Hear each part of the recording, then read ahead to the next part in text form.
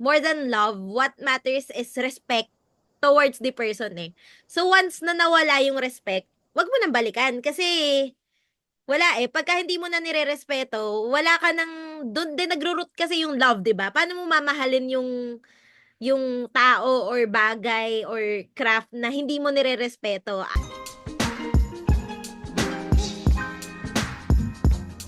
Good day sa ating viewers. Ito na naman po, nagbabalik na naman ng favorite trio. Trio nyo. Sana favorite trio namin kami eh. Sana kayo din. Hindi ko sure sa inyo, pero kami favorite trio namin kami. So yan, again, Kate Reyes, kasama ko ang Titos of Hugots. Sir John Paulo Aguilera and Sir Carlo Sacamos. Ayan. Sir, Morning. medyo action-packed yung gabi natin kagabi at grabe yun. Sabi nga ng commentator sa FIBA kagabi, breathless basketball. And alam natin yan. Kinabahan din ako noon. Grabe yung pakabay. Pero itong game na to, medyo wake up call eh. Sabi nga ni Com Noli Iyala dun sa tweet niya, hindi pala sapat na program lang ang aayusin sa Gilas. So kayo ba? Anong thoughts nyo dyan? Sir Carl, ikaw muna. So yun, first of all, good morning sa lahat. Tapos, ngayon, February 21. So, recording natin, February 21. So, kagabi, February 20 or kahapon, natalo yung Gilas Pilipinas sa Chinese Taipei. Medyo nakakaano to nakagulat na Chinese Taipei. Although, syempre, bago natin magitin yung mga recruits nila, syempre, parang ever since for a decade na or over a decade, medyo na-master na natin yung parang medyo 12 years. Oh, we've had their numbers, Chinese Taipei's number for more than a decade, pero kaya nakakagulat na to. Kahit sabi mong wala si Kai, feeling ko dapat siguro slightly favored tayo, pero feeling ko nga na it's tama, siguro tama nga na may pwedeng wake up call siya na marami pa tayong room for improvement kasi syempre hindi natin pwede iasa kay Justin Brownlee lang who had 39 points, 1 point shy of 40, pero medyo little help from the rest of the other locals. So, pero okay lang kasi medyo pwede naman mag-cruise through ang Gilas dito kasi na tayo, pasok na tayo eh. Actually, number 1 pa nga tayo eh, di ba? Number 1 pa rin tayo, tied for number 1. Kasi nanalo yung tied with New Zealand ata tayo for number 1. So medyo we can afford to make mistakes at this point.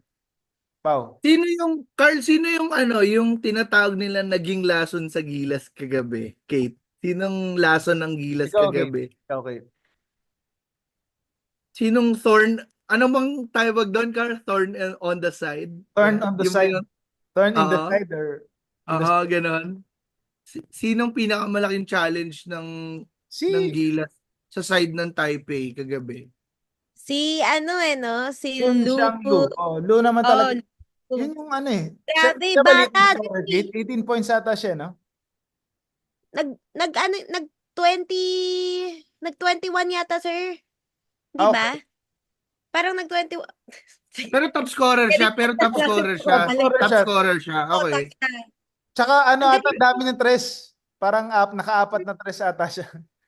Kaya yun yung ang daming parang 15 naka 15 3-pointers yung Chinese Taipei as a team eh. So as usual, pag Asian team ka, doon ka, 'di ba? Yun yung parang stereotype sa Asian teams na Saka yung coach nila, di ba, Italian?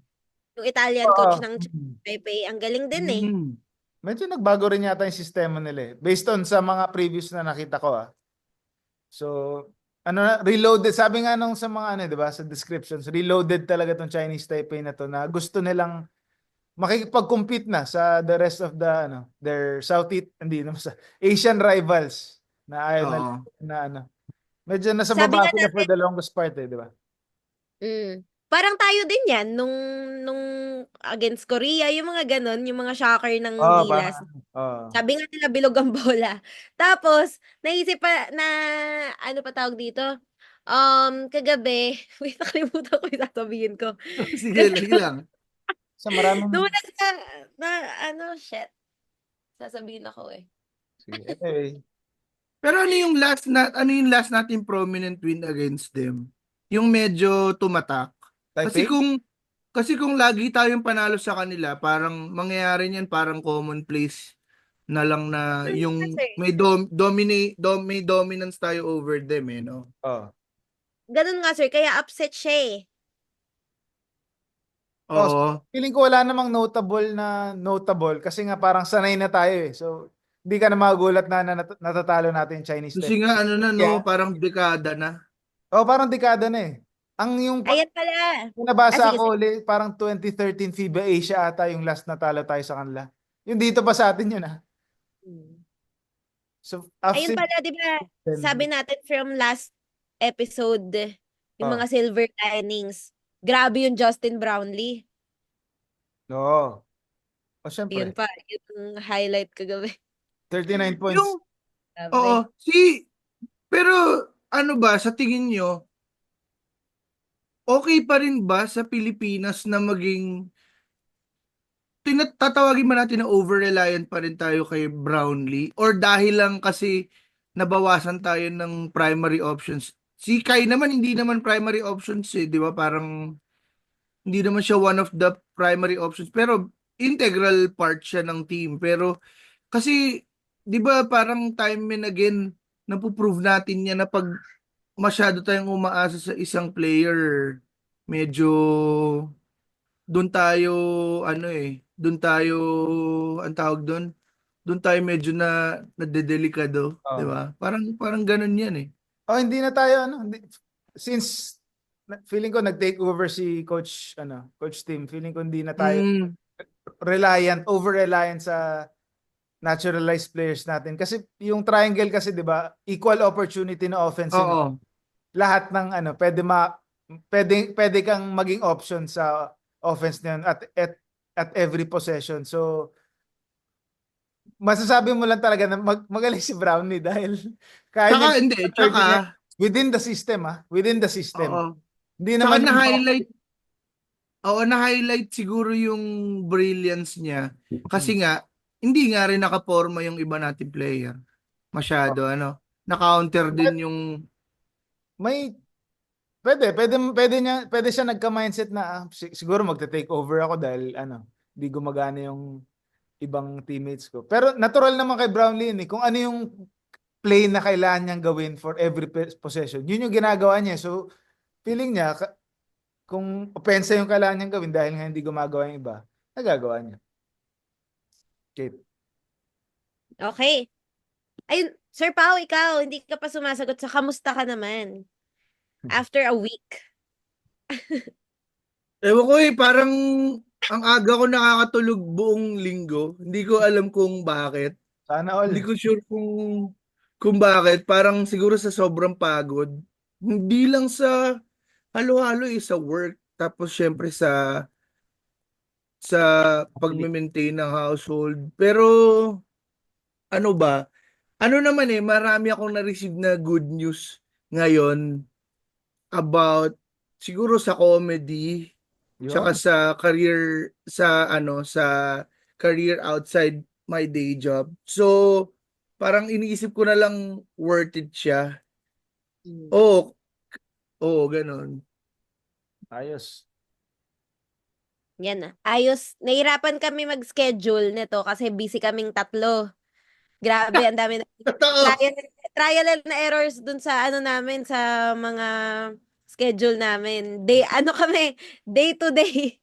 Mm. Ay pa. Day to Oo nga, no? day ang status namin. Iniisip Ayan. ko nga na isang araw, sabi ko, try natin ituloy yung 'di ba yung binringa po sa inyo dati na parang quick reels lang. Pag may mga Okay. biglaan lang na lumalabas. Dapat gagawin ko yun isang araw kaso nga yun nga. Kaso wala pa rin Na-busy ako. tayong oras. Gusto kong meron akong naisip sana na content na mga 5 tao na gusto kong sumali sa dunk contest. Pero not the usual suspects. Yung mga hindi mo Makakalain. i-expect. Oo. Ah. Parang mga isa ko naisip, Jeff Green. Di ba, Carl? Di ba, Kate? Di ba? Di ba? Si Interesting Uncle na. Jeff. Mga ganun interesting di ba? Pero, yun. abangan yan ng mga listeners natin kasi ilalabas natin yan, magkakaoras din kaming tatlo. Ang pinupush lang Kailan namin kaya ngayon yan? yung once a week. Yung once a week kasi ito yung importante. Oo. So yun, speaking of, feel ko, ano din, nag-align din yung stars para sa atin eh. Kasi now more than ever, ang dami nating mapag-uusapan na ngayon tayo nag-decide mag-shoot. Kasi kung nauna tayo na isang araw, na-miss out pa natin yung mga lumabas eh. So ito na nga, unang-una, um, kagabi sa atin, late night, bago mag 12 a.m., naglabas yung NBA. Yan. Um, Bobby Portis Jr. has been suspended without pay for 25 games for violating the terms of NBA anti-dog program. Yan. Ano ba to? Ano ba tong, sa mga nabasa nyo, sirs, or sa mga na-research nyo, ano ba nangyari dito? Ano bang, sabi di ba mistake daw? Hindi daw dapat yun yung drug na iti-take? Parang yun ang, ano nila eh, explanation nila eh. Pao, anong tingin mo? So, parang nabasa ko, sabi ng agent ni Portis, Hmm. ano to, ang ititig na dapat Toradol, approved yun sanction, ano yun, parang legal substance yun. Ang na-take niya, Tramadol. So, wrong So, spelling. painkiller. So, Baka, feeling ko, dyslexic lang si Bobby Portis. yun. Yung istorya. Ortiz, Oo. dyslexic. Pero ang weird paano niya matitake yun ng mali kung May prescription unless, siya. May bibigay lang niya prescription sa pharmacist or kung kanino man. or nandun pareho sa harap niya tapos ano yung nagkamali lang siya ng dampot, di ba parang ano naman yun, medyo nalalabuan ako dun sa explanation ng ng agent niya, Hmm. parang kini-question pa nila kung gaano ka strict yung NBA, pero na ano na natin to parang in recent memory ang mga naalala ko na nagkaroon ng ganitong cases, yung nasuspend ng 25 games, si DeAndre Ayton, tsaka si John Collins. Alam ko, Okay. sinuspend yan each ng 25 games. Yun nga, dahil nga for ano to, violating the NBA's anti-drug policy. O, feeling ko, ang hirap kasi nito, yung effect niya sa team ni Portis. Kasi if we Oh. can remember, sobrang fresh pa ng trade deadline, binitawan nila si Middleton, nakuha nila si Kuzma. Hindi rin masyadong encouraging yung outlook ng team nila. Although, di ba sila ang nag-champion Play-in. sa play-in, di ba? Ay, hindi sa ano, Carl? Ay, In season. In in-season tournament. season. NBA Cup, NBA Cup. Oo, pero, di ba, pag binilang mo yung mga nandun sa top tier na championship contenders, nasa ano sila lower tier sila So, very interesting kung paano mag-a-adjust yung Bucks. Lalo na 'di ba may rumblings na si Giannis medyo hindi siya satisfied dun sa mga galawan ng team. Sa akin lang, ako gusto ko makita yung next 10 games nila kasi para sa akin si Portis ano siya I mean, syempre, ang pinaka-core pa rin ng team is Giannis. Pero si Portis kasi, ano to kumbaga heart and soul. Oh. Parang heart and soul to ng team kasi ito yung nagbibigay ng identity sa Milwaukee. Para sa akin. Kayo ba, Carl Kate? Oh, ano yan siya, 'di ba? Sixth man nila, pero starter yung starters numbers yan. Tsaka one of their highest paid players, 'di ba? Kaya alam mo na gaano siya kaimportante sa Bucks. Dahil pag nawawala si Giannis, 'di ba, minsan na-injure siya. Biglang star player nila si Portis eh. So, ganun siya kaimportante sa Bucks. And pag nawala yung six man nila, ngayon pa nga lang, ang shallow na nila, di ba? Parang babaw na nung rotation nila. Pag nawala pa si Portis, ano pa mangyayari doon na, ano, kung wala yung six man nila, sobrang babaw na nung rotation. Kasi kung makita mo, Kuzma yung pinaka, ano, di ba? Parang, starters lang yung pinaka panlaban nila eh. Sino makikita mo sa, ano, sa bench. Ang naano ko lang nung AJ Green, pero kasama ba siya dun sa trade si AJ Green yung Parang hindi yata, ay, Diba? AJ Green or yung isang, yung three-pointer ba nila AJ Oh, Green? yung Si, ano, yung si yung Derry bird. Bird? Yun ba yung tawag Ah, sa kanya? Derry Dairy Bird? Bird, tama si Dairy Bird. Kasama ata sa trade eh, no? Ang worry ko lang kasi dyan, kasi hindi naman healthy to begin with yung starting lineup nila eh. 'Di Oh, ba? Hindi rin siya reliable when it comes to availability. So, si Portis na nga lang yung isa nilang parang babalik ko rin sa sinabi ni Kate kanina, silver lining ng lineup nila na maasahan mo na lalabas siya kahit minsan hurting pa yan eh, 'di ba? Parang tsaka very dependable ni Portis para sa akin. Very rare yung big man na six man. Tama ba ako? 'Di ba? Parang ang peg niya Bill Walton eh. Although syempre magkaiba silang pwede. player pero 'di ba? Ah. Usually ang six man Spitfire guard na kayang mag-rack up ng points quickly, 'di ba? Si Portis iba yung ano yung role niya. Tsaka yun nga sinasabi ng agent niya, this guy is an ambassador for the team. Tapos naging role model naman siya. Tsaka yung Hindi ko lang leadership din oo. niya sa team kasi halos puro bata eh. So may leadership, may command din siya dun sa team eh. So, Mhm. ayun din. Tignan natin paano magiging epekto. Yan. Hindi pala kasama si AJ Green sa trade. Nagkamali ako, sorry. Anyway, okay. Ibang green ata, Carl, hindi ko maalala, parang may isa pang kasama dun sa trade niya eh. Oh, nagkamali lang ako. Pero tama nga, parang may Mm. green nga na ibang kasama. Pero yun, speaking of the trade, tingin nyo ba, wrong decision to let go of Kyle Kuzma, ay no, of Middleton. Chris Middleton, for Kyle Kuzma, Ako, na oo. paborito ni Kate by the way. Oo. Uy, ano Yung yun? importante doon. Newly engaged. Ano? Newly engaged. Uy, Queen, Masakit. Winnie Harlow. Oo, fresh pa. Masakit-sakit Oh, pa. Masama gising ko no isang araw. okay.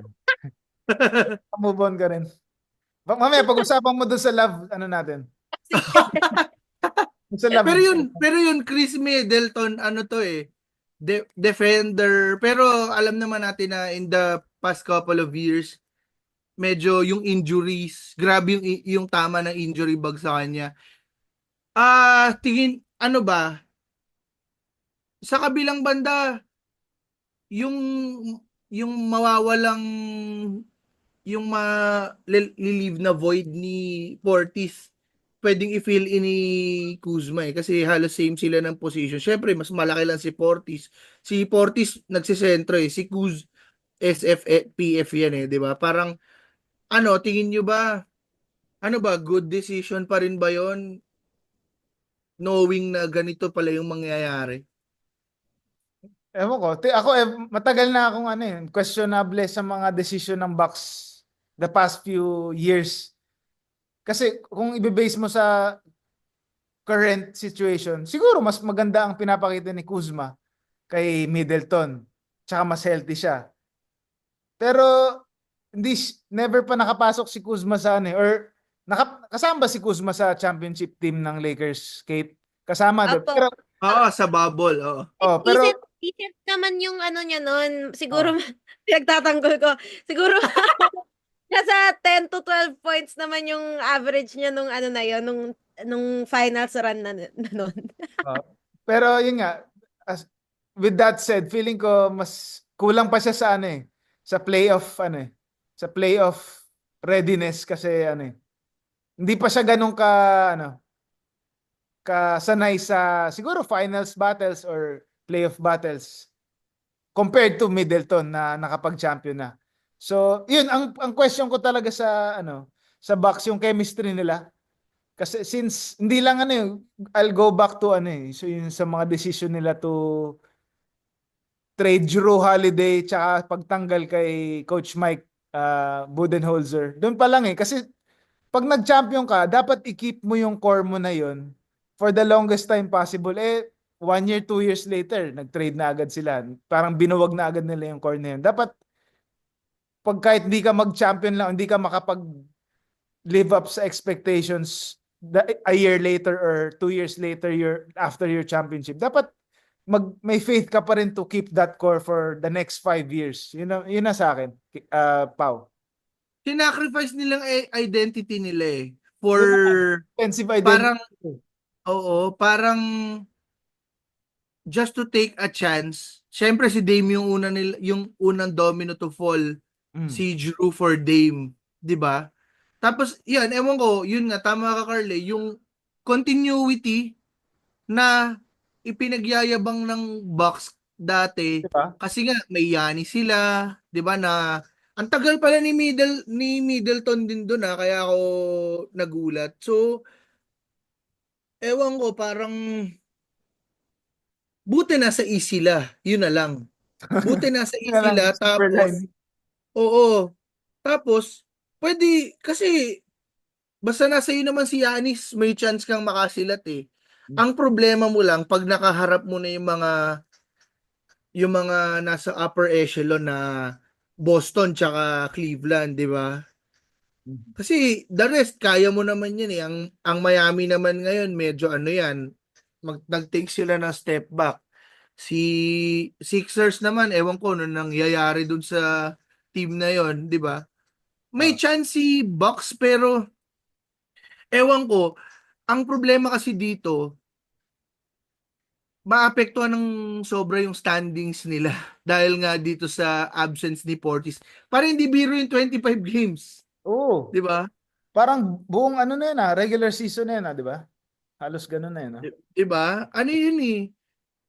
That's a significant chunk ng regular season. So, hindi ko alam, malamang baka ewan ko, hindi ako sure kung mayroon pa silang roster spot.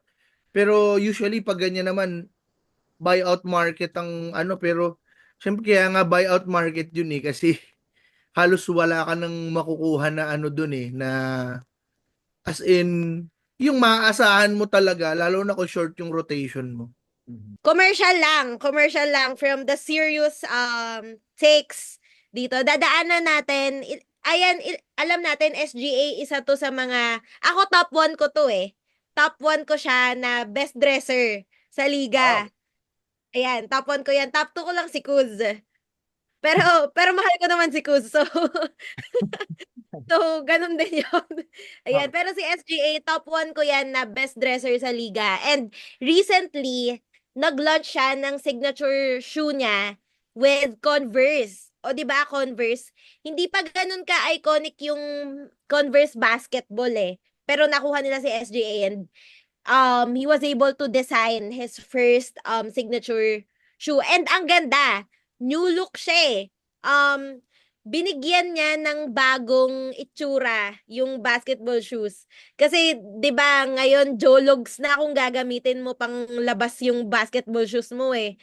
Nauso yun dati. Nauso yun dati nung siguro mga 2011 to 2013. Usong-uso dati yung nakapants ka tapos naka-basketball shoes ka. Ngayon, jologs na yun kung gagawin mo eh. Pero itong release ni Shea One sa Converse, ang ganda, pwede mo siyang ipanglabas. Tignan nyo, Tignan sis. ko nga.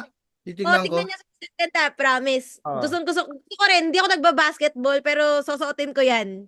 Parang golden, no? Parang golden yung kulay. Oo. Ang ganda. Okay siya. Ang galing niya. Ang galing niya talaga. Iba talaga Pwede yung... pang laro to? Pwede pang laro to? But, Ano yan? Basketball shoes yan, sir. low cut? Low cut na ano? Low cut siya eh, no? Oh, Ang tsaka galing. hindi kita yung lace. Hindi, kita pala. Pero parang, naka-cover ng konti. Basta, Kasi, oo. Ang Converse naman sa Nike na to, di ba, Carl? Di ba, Kate? kaya medyo since nung binili ng Nike or parang nag-merge sila ng company. Parang gumanda eh. Parang medyo na-revitalize yung Converse eh. Parang perfect sa denim tong ganitong ano. Oy, oo. Di ba? Parang, yung ganitong kulay, di ba kasi ano to eh, parang boots. Boots to Parang na work ano eh. boots. Diba? Parang work Parang boots. work boots, di ba? Ganda. Yung aesthetic niya. Tama. Tapos medyo baggy yung pants mo. Si Kate, parang ganito forma ni Kate eh. Pero panglaro talaga yan, ah. Oo nga. Kaya nga eh, ano kayang price point nito? $130 eh. Ang pagkat... Gusto ko nga yan isulat eh. Kaso hindi ko kilala yung PR ng Converse. Tatanungin ko kung magre-release dito eh. Oh, Hindi, Diba? sa Nike ka na. Tanong mo na sa Nike. Baka pwede sa Nike. Wala na, wala na pakialam yung Nike sa media. Pero, Nike, pwede kayo mag-place dito sa podcast namin with oh, our XX baka, listen. baka naman. Oo, di ba? Pwede naming i-test yan. Gusto nyong kayo maging official outfitter ng Hugots. Yun. Di Dinrap ba? kayo na, Oh, dinrap ng gilas sa amin kayo. Oo, di ba? Dinap kayo ng gila. open arms. Di namin kayo yan. Okay, move on tayo from Shay to eto, medyo serious to and alam ko medyo masakit to para sa'yo, Sir Carl. Ito, early in the morning. Ano Oh. oras mo ba nabasa to? Ano oras mo ba nabasa to? Ako mga 5 a.m. ko to nakita kanina eh. So Pagising yan, ko, una muna. si Paul na Ayan. naman nagbalita sa akin. Ayan, puro masama yung gising ko ah. Pero okay lang. Okay. Tingnan natin. Ayan. Wembia expected to miss the rest of the season. Grabe. Pati si boss nagulat dyan nung sinensuspend yan. Sabi niya, naku, yun. Alam mo naman na yung mga reaction ni boss. Hey, Boss, boss. kung ka man dito sa amin. Ayan. Oh, Sir Carl, unang-una na. Sige, nalabas mo na yan. Labas mo na yung Oo nga. na dinadala mo. Ano siya, deep vein thrombosis sa right shoulder. Medyo rare, parang rare injury siya, no? Parang ngayon pala ako nakakarinig ng mga ganong klaseng ano, no? Parang blood clot daw eh. Ano siya, pang injury ng may mga ano sila no, yung mga matatangkad na tao, yung mga Parang hindi usual yung height nila. May mga ganong, may prone nakwento rin sila sa sa ganun. akin eh. Oh, may nakwento rin sa akin dati. On Kai naman, parang yung agent ni Kai, nagkwento na, pati sa breathing, hindi Ah, normal yung breathing ng mga matatangkad na tao eh. Okay. Oh, may ganun silang inaalagaan na mga aspeto ng health nila na hindi tayo makaka-relate. O ikaw, Sir Pao, siguro nakaka-relate ka na konti. Ako Hindi naman. nararamdaman ko yan, guys. To be fair, nararamdaman ko yan. Pero dahil sa tiyan ko, kasi mataba na ako ngayon. Wala na ako sa kondisyon. Pero, Di sa height. oo, hindi sa height. Hindi na sa height eh. Ah. Pero, narinig Yung mga, ko kanina, nanood ako ng mga videos, parang blood clots. Ano siya? Hindi siya sobrang hindi siya sobrang rare, pero yung ano eh, kung saang area, yun nga, Carl, eh, parang first time ko yun, saan nga to? Sa Right, shoulder, di right ba? shoulder, oh. Kasi di ba alam ko si Bosch blood clots din yan eh. Si Oh. Bosch blood clots din. Tapos nabanggit kanina nila Ernie sa Inside the NBA, si Asor Thompson tsaka si Brandon Ingram, medyo may ganyan ding cases dati. Oh, so ayun, nakakaano lang kasi nandun na sa taas si Wemby, literal na nandun na siya sa taas, figuratively sa liga. Defensive Player of the Year, nabalitaan ko ineligible na siya, Carl, kasi nga hindi niya mamimit yung 65 game requirement. Oh. Ano lang to, overall, kahit hindi ka fan ng Spurs, ang ano lang Sad. niya eh, magsasuffer dito yung product. Siyempre, hindi natin pwedeng i-diminish yung epekto nito sa career ni Wemby. Pero siguro good call yun ng Spurs na i-shutdown na natin kesa mag-take pa tayo ng risk. Eh, parang ang projection naman sa kanila simula, lalo na nung nakuha nila si De'Aaron Fox, gusto lang nila maka-experience ng play-in para rin magkaroon sila ng postseason experience. Ikaw ba, Carl, as a fan, di ba? As a fan, syempre, ang dami, eto, isa si Wemby sa biggest reasons bakit pinapanood yung Spurs fans Oh. yung team nyo, di ba? Parang gaano kasakit? Yun ang tanong. Sa light side mo na, parang sabi dun sa isang ano namin, sa fantasy group namin, na nagbibiro si Sir Fidel Mangonan, na siguro naglasing daw si Wemby after All-Star break. Sobrang lasing. So, ito yun daw yung reason. Kaya parang na-affected. Anyway, on a serious note, yun, medyo nakakalungkot na as a Spurs fan na makita mo yung cornerstone mo na medyo major injury, hindi lang to medyo nakakatakot to na injury. Pero sana nga nating serious. Kumbaga nagpe-precaution lang yung Spurs na dahil ikaw yung face of the franchise. Sige, shutdown na kita. Yun yung doon mo makita gaano ka inaalagaan ng Spurs na more than parang more special treatment kay Wemby more than their other players and other stars before. Kasi feeling ko wala namang kung si Duncan or sa ibang player di naman ganto ka ka alaga na sige si shutdown kita for the rest of the season. Pero kung ganto nga kagrabe yung injury or yung illness niya, sana tama nga lang na i-shutdown siya for the rest of the season. Tsaka yun feeling ko naman parang ang naisip ko lang on the side of Wemby, feeling ko magkakaroon siya ng on a positive note. Pwede siya makapag reassess sa sarili niya. Tsaka from the bench, sitting on the bench na makita niya ano pa yung kulang. Ano pa yung kulang niya. Ano pa yung kulang ng Spurs to get to the next step. Kasi para sa akin, sa kanya, ang criticism sa kanya, ang dami niyang tira siya ng tira ng tres Kahit sinasabi niya, part of his game yon na gano'n na talaga ang modern big man na tumitira ng tres. Pero, sa 20 attempts niya per game, kalahati dun tres So, medyo, hindi ka big man kung kung kalahati ng attempts mo from the 3-point line So, para sa akin, i-assess, pag-isipan ni Wemby yun na hindi ko naman sinasabing wag na siya tumira ng tres kasi ang taas ng percent For a big man, ang taas ng percent niya sa 3-point country. So, bawasan, i-minimize lang niya yung 3-pointers niya. Siguro mga 3 or maximum na yung 5. 3 to 5 attempts per game lang. Kasi ang sinasabi nila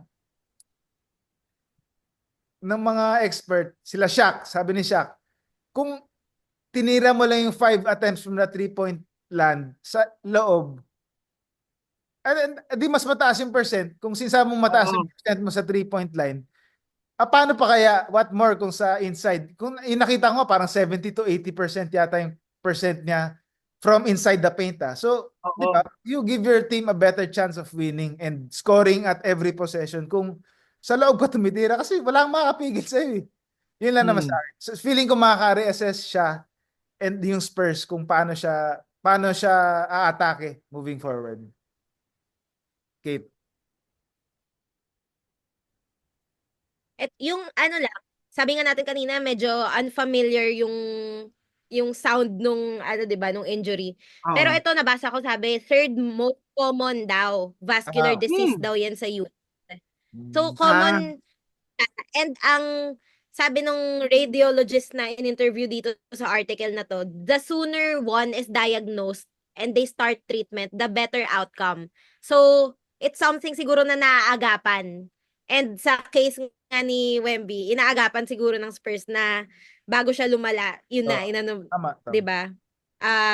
Kesa more dangers in the future. Ngayong hindi pa siya ganun ka siguro science pa lang siguro yung nag-show niyan. Sabi mo nga very worry sila sa sa health kasi syempre gusto nilang alagaan. Sir Kesa, Pao. kumpara mo kay Bosch kasi si Bosch parang well in his 30s or ano na ba siya nun parang pa-mid 30s na siya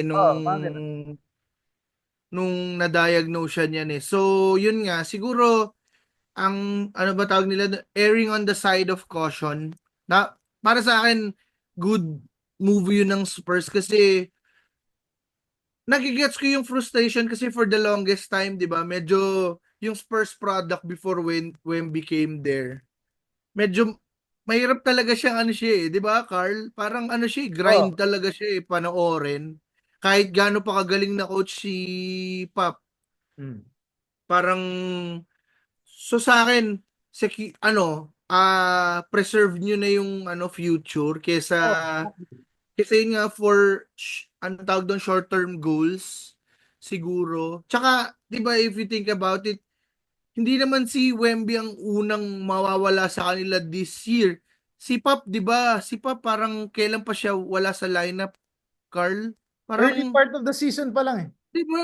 Di Oo. ba? Oo, siya din may inaasikaso din siya na personal affairs. Siguro lang team-wise, yung outlook ni Chris Paul with the Spurs, ano sa tingin mo, Carl, yung ano, magme-make sense ba na ibalik pa siya?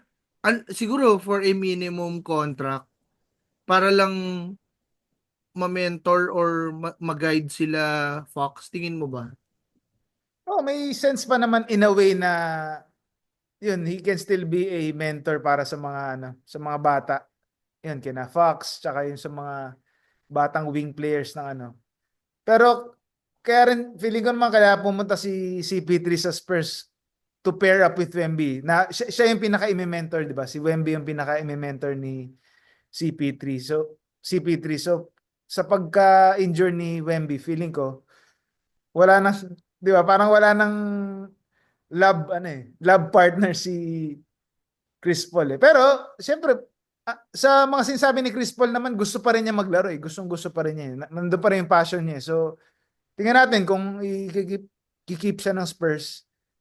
Pero for, ano ba, parang one year contract lang ba siya or one, Kung two? ata siya na may player option, di ako sure pero yun nga sa akin siguro, okay lang siya i-keep basta lang hindi na, syempre yung kontrata niya manageable lang para alam mo yun, Oh. iba yung priority na bayaran eh. 'Di ba? Yung Okay, mga ito naman, ganun na siya. Tanggap na ni Chris Paul na yun nasa, mo, nasa twilight na siya ng career niya. Ayan, the most important part of the session is yung last part on love and life. Yan. Last episode, pinag-usapan namin na walang forever, 'di ba? Kung may forever ba. May hard take si Sir Carl diyan, 'di ba? Na meron naman daw yung mga ganyan may mga bits and pieces. Ngayon naman, ang pag-uusapan natin ay getting back with your ex. Tanungin ko muna kayong dalawa. Nagawa niyo ba 'to? wait lang Kate, i-contextualize natin paano natin naisip Oo nga, to. tama. Bakit Yun muna yung ba? topic muna? Kasi baka Maguluhan yung sabihin mga... nila bigla kayo nagbato ng love advice eh. Oo. Ah. Oh, Ako, sige, sir, ikaw naman ano. bigyan ko ng Oh, background. sige, Hindi, ikaw naman, sir. kasi 'di ba, nung trade deadline, isa sa mga much ballyhooed moves, yung trade between Charlotte Hornets and Lakers. Swap Will. between Dalton Connect, shooter ng Lakers, o na forward, na productive siya for his Oo, maganda rookie yung ano. season, di ba? Rookie ano yun? Rookie sensation yun. Oo, for Mark Williams ng Charlotte din. Ano rin to, very hindi ko siya masabihan ng reliable kasi nga parang nasa fantasy team ko to last year tapos medyo injured din siya kadalasan eh. Pero whenever he plays, lalo na ngayon nung na-trade si Nick Richards, medyo nag-breakout to eh. Kaya alam mo yun, parang tapos ina-explain pa nila yung fit. Oo. So yun nga, tapos following the Luka for AD trade, sobrang nagme-make sense nung move na ma-acquire ng Lakers si Mark Williams tapos si Dalton Connect. Ano yun? Yun yung parang trade piece nila, yun yung primary trade piece nila. Ang problema, days after ma-report to, na-rescind yung trade dahil na-fail daw ni Mark Williams yung physical sa side ng Lakers. So, ayaw siya tanggapin. Ayaw ng Lakers ng damage goods, guys. Yun yung basically nangyari dyan eh. So, syempre, ang awkward. Nagkababayan na sa social media ng Ah, mga Lakers tsaka ng Charlotte. Tapos bigla silang babalik. Eto si Charlotte, imbis na, Sige, sige. imbis na, ano, imbis na parang i-welcome na lang back si Mark Williams kasi nag-thank you na sila eh. Parang nag-release sila ng statement na nag-push through yung trade, pero we're eager to welcome back Mark Williams. Pero may subsequent report na kino-contest nila yung decision ng Lakers. So gusto talaga nila i-ship pa ulit. Ah, Pangalawang beses nilang parang binrake yung heart ni Mark Williams. Williams. Ang pinaka nakakatawa dyan, di ba, nangyari na yon, tapos si Dalton Connect on his side naman, ayaw niya muna yata, hindi siya agad nakabalik sa Lakers. Parang hindi yata siya naglaro agad eh. Parang nung na-reject yung trade. Kasi syempre, pareho sila, both of them felt betrayed. Ang pinaka nakakatawa dyan, after ng All-Star break, ang unang laro ng NBA between Lakers and Charlotte. Yun. Ah, Oo. Hindi ko na monitor yung numbers ni Dalton Connect, pero si Mark Williams parang almost double-double. Medyo revenge game daw, pero parang sakto lang naman. Hindi naman siya revenge game kasi dinakdakan din siya ni LeBron eh. So yun, kinontextualize ko lang kung paano tayo nakarating dito sa point na to. Okay? Pero nung announcement nung trade na yun, gusto ng Lakers fans si Williams, ah. Oo Excited. oo wala silang naman. big Excited man. sila. Oo, Wala excited sila. sila talaga. So, ang, No ang offense sakit to nun, Jackson no? Hayes. Yung ano mo nun, Oo. roller coaster emotions ka nung, ano, no? Nung Ah. mga pangyayari yun. Dalawang beses ka na, parang walang gusto tumanggap sa'yo.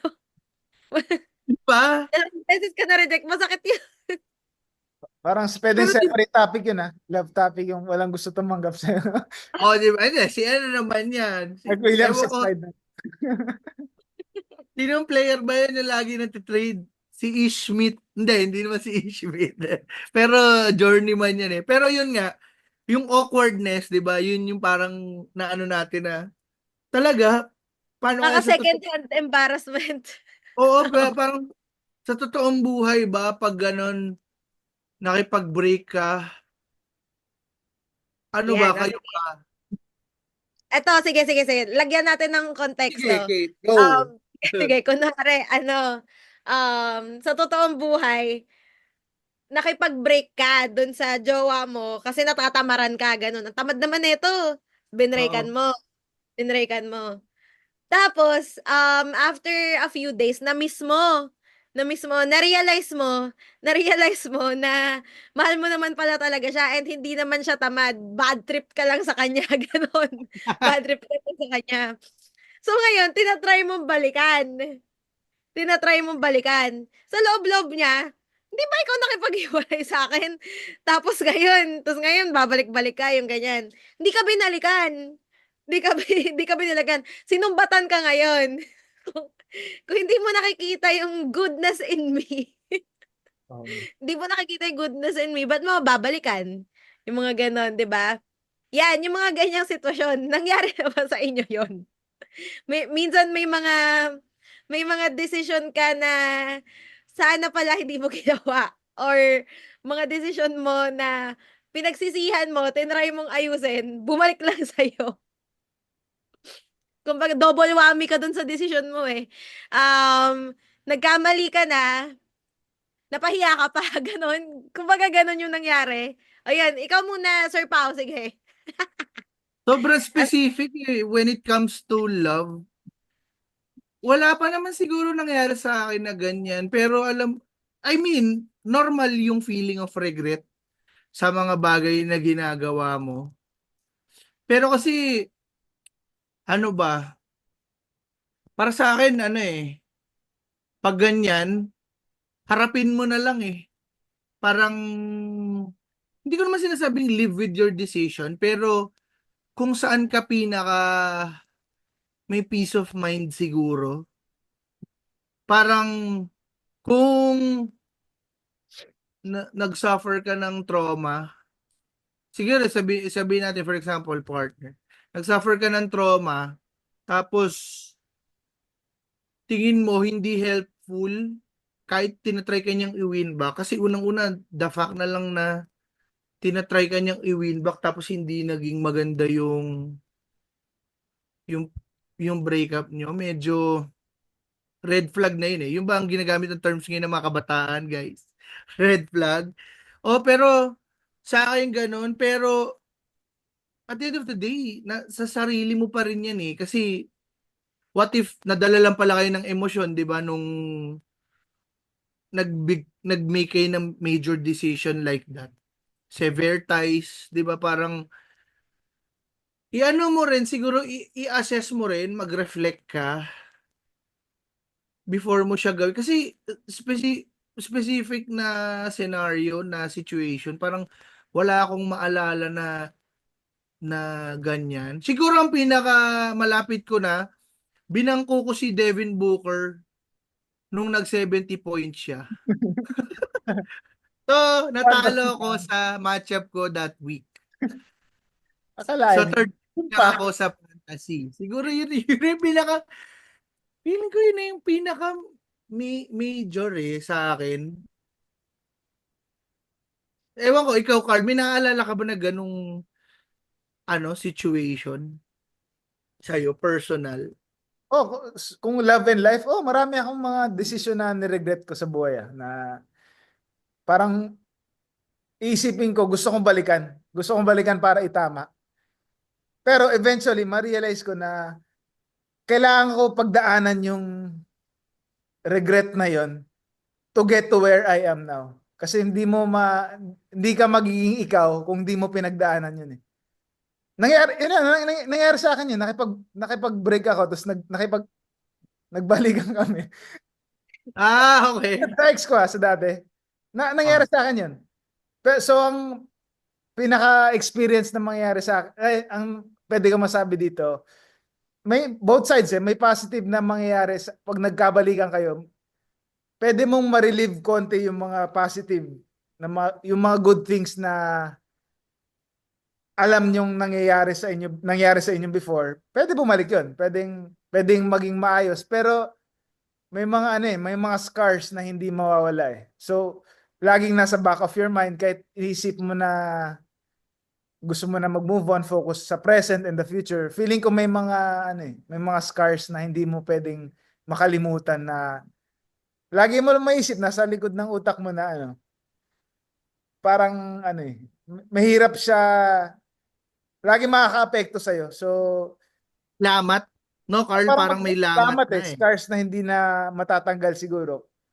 So, pwede mong isipin na wala, kailangan mo talaga mag-move on. Minsan, yun yung may mga sitwasyon na kailangan mong yun, parang dapat di ka na magstay, kailangan mong mag-move on to have a fresh start. Kasi hindi, parang di healthy. Hindi healthy sa iyo na pag magstay ka sa ganun na lagi mo isipin yun. Kung lagi mo isipin, kung di mo kayang hindi makalimutan yun, parang better to move on. Pero yun nga, like what I said initially, kailangan mong pagdaanan talaga pala kasi hindi ka mamamold into what you are now kung di mo pinagdaanan yung mga past mistakes mo.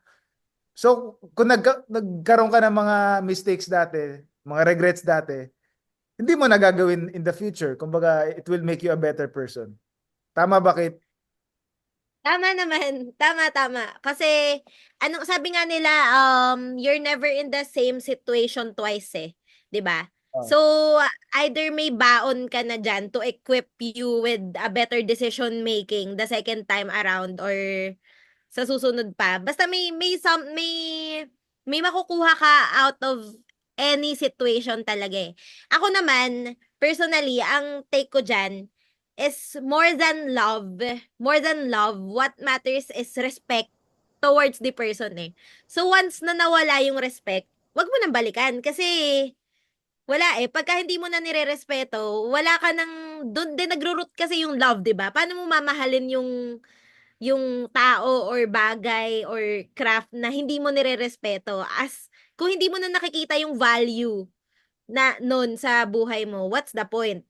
Pero as long as there is respect, there's hope. Yun, ako, yun lang yung ano ko dyan eh, yun yung outlook ko doon. Syempre bata din naman ako. Madami yan, uso sa amin yan eh. Uso sa generation namin yung mga on-off 'di ba? Yung mga on-off na relationships, especially pag toxic kayo, yung mga ganun. Maraming sing yan sa mga Puso. kabatch ko Huwag sa ka Gen Z. magduso ah. Oo, sing Ang sing ganda yan. ang ganda ng mga insight niyo naman. Tangin tapos yung sa akin, hindi ko lang Okay lang. tayo na Tibok. si Balanse na David. para balanse. Gets ko na, alam ko na. Ngayon naalala ko na kung ano yung sa akin. Kasi 'di ba sinasabi niyo life and love. Sa akin career. Isipin niyo bumalik ako ng summit. Ayun. Yan. 'Di Exactly. ba? 'Di ba? So, pwede, Bumalik ako no? ng summit. Pwede. Pasok siya eh. I mean, Oh, ano tama, tama. siya? Is love Ah, sweeter the second time around? Ayan si ano Sir no? Carl, kaka-break up lang with Spin. Kaka-break up pa. Ngayon, Contributor pa rin ako. ngayon, Ang galing na, galing na. kinakrambing niya yung Spin ngayon with Ganun ba term, no? Ganun ba term doon? Crambing. Oo, oo. Crumbing? Ano yung sabihin nun? Crambing. Hindi ko alam yun, ha? Gen Z. Crambing yung parang you keep them on the hook. Ganun. Oy, oy. Yan. Oo, ang galing Yan na. pala yun. Sorry Keep us naman. on Sorry the hook, naman. Sir Carl. Ano ba yan? Hindi, After Hindi, break, after mo kaming iwan, ano, career, Sabi naman. career. Hindi naman ganun O yung parang tingin. siguro, keep an open mind. Pero, wag mo i-sacrifice yung, yun nga, respeto mo sa sarili, peace of mind. Ah. Ganun eh, parang, kasi ako, for example, yung decision ko kung ba't ako bumalik, kasi gusto ko yung mga magiging katrabaho ko. O, di ba, kinuha ako ng mga ano. Hindi naman ako nagre-regret kasi naniniwala ako yung second go ko sa summit. Ano siya? Mas different journey sig- siya eh. Oo, tsaka career-wise ano siya eh, ewan ko. Katulad nga nun ngayon, feeling ko kung wala yung flexibility na provide sa akin ni Summit, hindi ko alam kung makakapag-pursue pa ako ng career outside of it. Alam mo yun, masaya nung first run ko with Summit. Yes, akala mo naman player eh, no? Masaya yung first run ko with Summit eh, kasi ano pa, rookie pa ako. Pero, yung second go around, yung second ano mo nga stint mo, dun mo marirealize na alam mo yun, alam mo na ngayon kung yung sinasabi ni Kate, well-equipped ka na ngayon, 'di ba? Pag kailangan ng mga movement, 'di ba? Alam, hindi naman sikreto na napalipat-lipat ako ng team, na nalipat-lipat ako kasi nga parang erratic yung situation no nagsa-start. Pero yun din yung rason kung bakit din ako nagstay kasi nga ano naman eh, parang may iba siyang benefit na nabibigay sa akin which is yung time nga. Kaya kong alagaan yung anak ko, kaya kong mag-comedy on the side, 'di ba? Parang ano lang siya siguro, pag-iisipan mo lang naman eh. Tapos kung hindi mo siya masyadong ma-assess, pwede mo i-try. Tapos pwede ka pa rin namang ano eh, mag-let go pag hindi talaga siya nag-work. Kasi ano naman yan, luxury naman natin yan eh. Lalo na kung hindi naman pero kung nakikita mo na destructive na yung nangyayari, hindi na gets ko yung sinasabi ni Carl, yun nga, yung trust the process. Kasama siya sa pag-mold mo as a person. Oo. Alam mo, oo, maganda, may awareness ka talaga kung kailangan mo na mag-let go, kung okay, komportable pa naman ako dito. Nakita ko, nakaka-build naman siya sa akin as a person, as an employee, as a career man. 'Di ba? Parang siguro 'yun, para naman hindi fantasy lineup lang yung insight Okay ko. din naman yun. Keep an open mind, Yan. siguro. Yon sa akin. Keep an open mind. Oo. Okay. Ano pa? Ano pang ilalabas? Oo. Wala. Okay na. Okay na. Marami pa tayong episodes na Yun. pag-uusapan natin ang ibang mga aspeto ng love and life. So ayun, again, salamat sa mga nandito pa rin. Hindi namin alam kung umabot kayo dito sa punto na to ng pakikinig sa amin. Pero thank you from our favorite, tayo din. Favorite natin yung mga, sino pa ba magbubuhat ng bangko Oo nga. natin, di ba? Oo. So, Have ayun. your own. Favorite namin from our favorite trio. Hindi ko masabi yung your favorite trio. Kasi hindi tayo favorite pero kami favorite namin yung sarili namin. So yun, thank you for being here. Sir Carl, Sir Pao, any last message? Pero ang ganda na nung napag-usapan natin eh. Eto, breather din tong mga biglang gantong shots yung mapapaisip ka on life, di ba? So, ano rin, kumbaga may evaluate mo rin kung nasan ka ngayon, yung mga decision mo ngayon, paano mo i-align, di ba? Yun. Sige, Sir Carl, ikaw, any last message for our viewers? Okay na ako. Basta okay, tama pa yung sinasabi mo na yung segment natin na maganda. Maganda siya dahil pwede natin nga ma-relate yung it proves na kaya natin ma-relate yung sports sa buhay, di ba? Sa buhay, no?